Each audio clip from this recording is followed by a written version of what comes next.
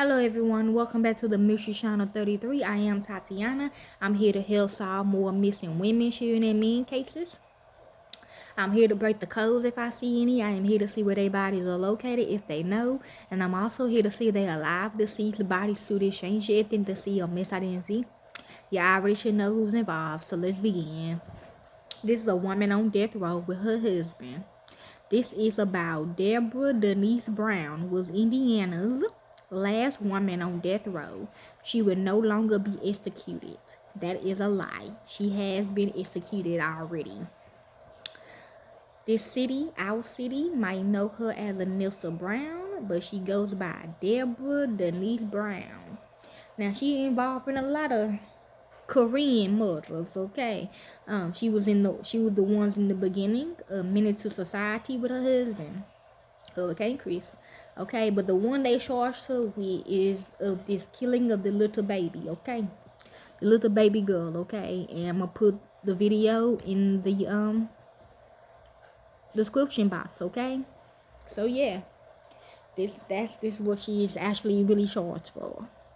Okay, a 56-year-old woman who was Indiana's sole female death row inmate will not be executed for her role in the murder of a 7-year-old girl in Gary in 1984.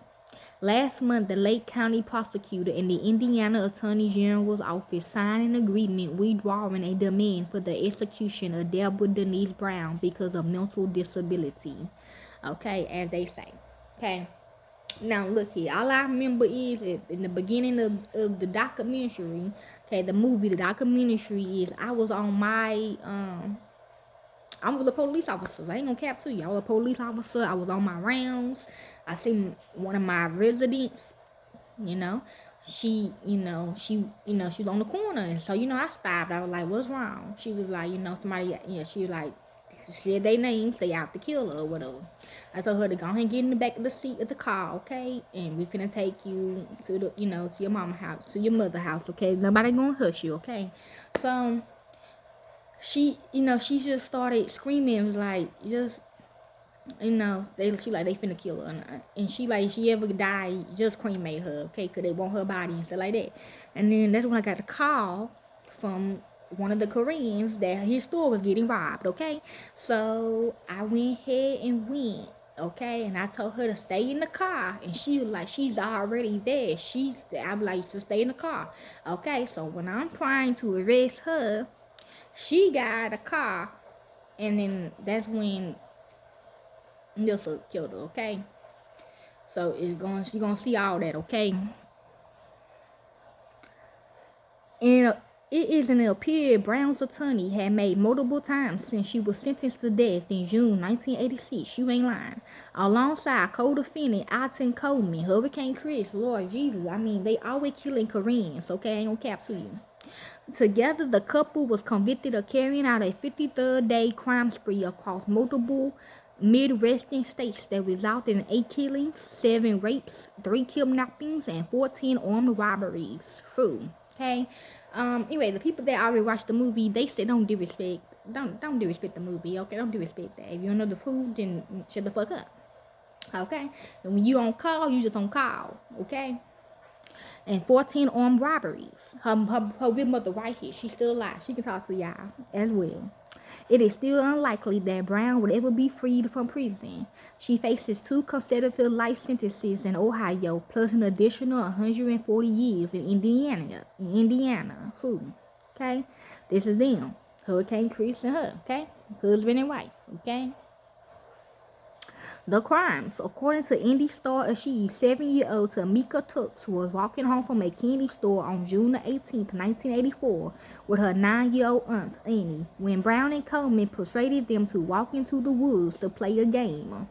Once there, Coleman and Brown removed Tamika's shirts and tore it into small strips, which were used to bind and gag the children. Tamika was suffocated and stumped when she began to cry, and Annie was raped. Okay, so it could have been before when she kept saying they were trying to kill her. Okay? Annie survived, but Tamika was killed. The attack happened in the midst of the couple's crime spree that took them through Indiana, Illinois, Ohio, Michigan, and Kentucky. They were finally captured in Illinois on July the 20th, 1984. Sentenced to death. In the wake of her arrest, attorneys for Brown argued that the 21-year-old woman was borderline mentally disabled and acting under Coleman's dominion at the time of the killings. Okay, that's a diss to me for some reason. Okay. But Brown and Coleman were both sentenced to death, and each made multiple unsuccessful appeals to have the sentences overturned. Coleman was executed April 26, 2002 in Ohio, while Brown was awaiting an execution date. She was slated to be the first woman executed in Indiana since the U.S. Supreme Court reinstated the death penalty in 1976.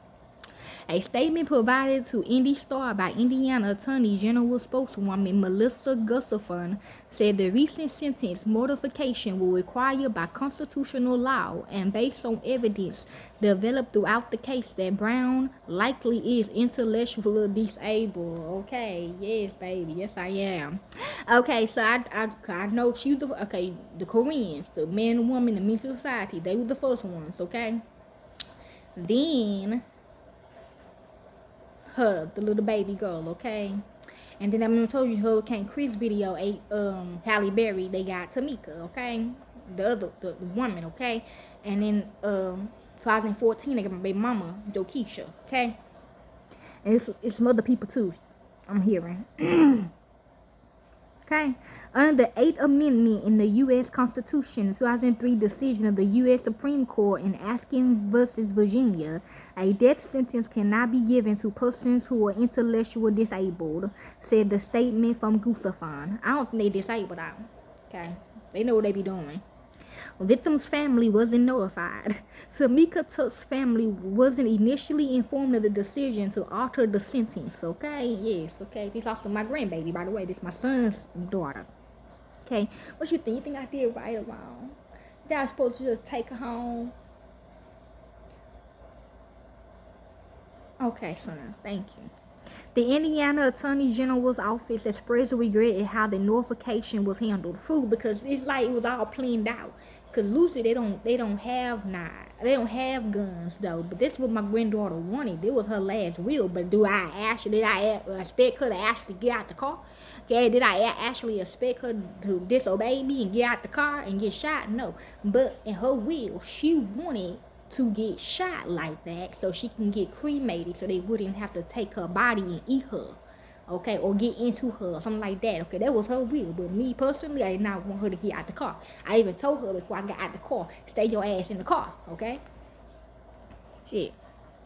The Indiana Attorney General's office expressed regret at how the notification was handled. The ultimate decision to agree to the sentence modification was the prosecutor's office because Indiana law gives prosecutors that authority. Gustafson said in a statement, it was our understanding that the victims and family members was contacted by that office, but it now appears that a mistake was made. The OAG deeply regrets that they were not notified in advance because we take seriously the dignity of victims of all crimes and our responsibility to ensure that dignity within the criminal justice system. The Lake County Prosecutor's Office did not respond to requests for comment. The Times of Northwest Indiana reports that Tamika Tuck's family was notified of the agreement on Thanksgiving by Thomas Vanes. Okay, so well, my granddaughter, she really did and navigated with them, okay? The attorney who won Brown's death sentence conviction in 1986, LaVon Tuck's, Tamika Tuck's mother, says she's angry and hurt she was notified about the decision, okay? Mary, because she's in the movie too. Debra Brown was right there with Coleman committing the same crimes. She bears the same responsibility for them and she should share his punishment, LaVon Tuck said, okay? But he know what he be doing though. He know what he be doing. I think they be playing that shit beforehand. I think they be planning that shit. He be telling her, you go ahead and shoot while my ass gonna stand outside. People always expect me to do it like he did in Mental Society. Like she was doing the shooting, okay, while he acting all dumb. Like he didn't know shit was going on. Lord Jesus. And it's these stars, but yeah, I think they both should be in prison, okay? Death, okay, yeah. Death row, yeah. Andy Starr's attempts to reach Tuck's and Veins for comment was unsuccessful. Brown's punish me now. Gustafson explained that because Brown committed her crimes before life without parole before life without parole was an option in Indiana, it is illegal to give her a life sentence. Instead, she was given the maximum sentence for murder short of the death penalty in addition to her other Indiana sentences. That totals 140 years to be served consecutively with 2 sentences of life without parole in Ohio. So 5. The Ohio, yeah, that her too, she Jaguar right too. The Ohio sentences are for murders committed during the same 1984 crime spree and was originally death sentences reduced to life by former Ohio Governor Dick Sester. But this 140-year sentence, which will only begin to be served if her 2 Ohio sentences are somehow reduced and completed, is surely a life sentence on its own, given Brown's age and other sentences, said the statement from Gustafson. Additionally, Brown has agreed to give up all legal challenges to her Indiana convictions, including the petition for a writ of habeas corpus that had been pending in an Ohio federal court since 1999. That concession ensures her conviction will remain intact and we can bring this case to final resolution in the courts. Okay, yes, all of them. The Associated Press contributed to this story. Call Indie Story Report Justin L. Mack at 317-444-6138. Follow him on Twitter, Justin L. Mack, okay? If you like to hear more into this case, you can. I don't do it for the fame or the money. I do it because it's what I love to do. And to the real families of these victims, corporate America will say, shut up. Thank y'all, peace, and be safe.